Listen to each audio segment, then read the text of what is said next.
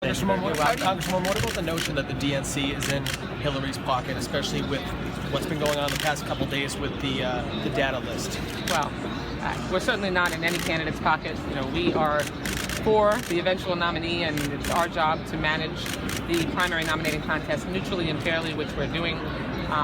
What unfortunately happened over the last couple of days was not the fault of the DNC. It was the fault of the staff of the Sanders campaign that inappropriately accessed Secretary Clinton's proprietary campaign voter information.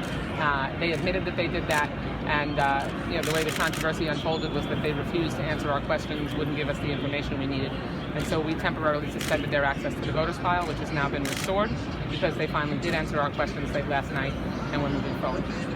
Would you say that it was an overreaction? I mean, you have given the data back to Sanders, even if there was this. Then why is that? Well, because when 24 hours have gone by and they went radio silent and refused to communicate with my staff or answer any of their questions, I called Senator Sanders, and I'm the one that informed Senator Sanders of his own campaign's breach.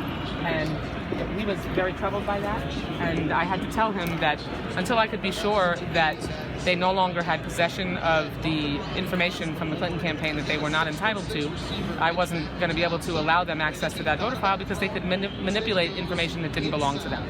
We restored that access once they gave us the information we needed and agreed to cooperate fully with an independent audit. Are there deep wounds that Should these debates have been scheduled where more people will see them rather than a Saturday night before Christmas? You know, those are the decisions that are made by the broadcast networks. The Republican debates that are held on broadcast networks are also Saturday nights. Their programming is less flexible, so you really kind of have to ask them why they were only able to make Saturday available. Would you have liked to have seen these debates on nights of the week when people would be watching television? We want to make sure that we provide voters access to our candidates, and so we have 3 of our debates that are during the week, 3 that are on the weekends, and that's the way it worked out. And we believe that we're going to get a good viewership tonight, and that through not just debates, but through candidate forums and through the campaigning in the early states on through the primary, there's plenty of opportunities for voters to see our candidates. It's not just debates that they have that opportunity. Last question, everyone. Are you confident that the DNC can work with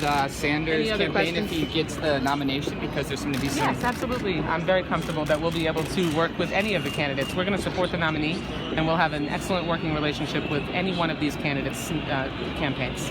Jeff Weaver said that if Bernie Sanders wins the nomination, he'd find new leadership for the DNC. What do you make of that?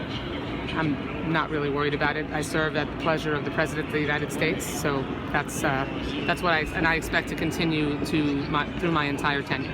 Are you confident you don't think Bernie Sanders will win? Or? I'm not worried about it because I have a 4-year term that's concurrent with the President of the United States, and that's who nominates the DNC chair when your party has the presidency. Are you confident the contract with the campaigns allows you to terminate the access to the Sanders campaign? Yes, absolutely. They violated the agreement, and we temporarily turned off their access to it until they complied. Guys, we'll be in the spin room.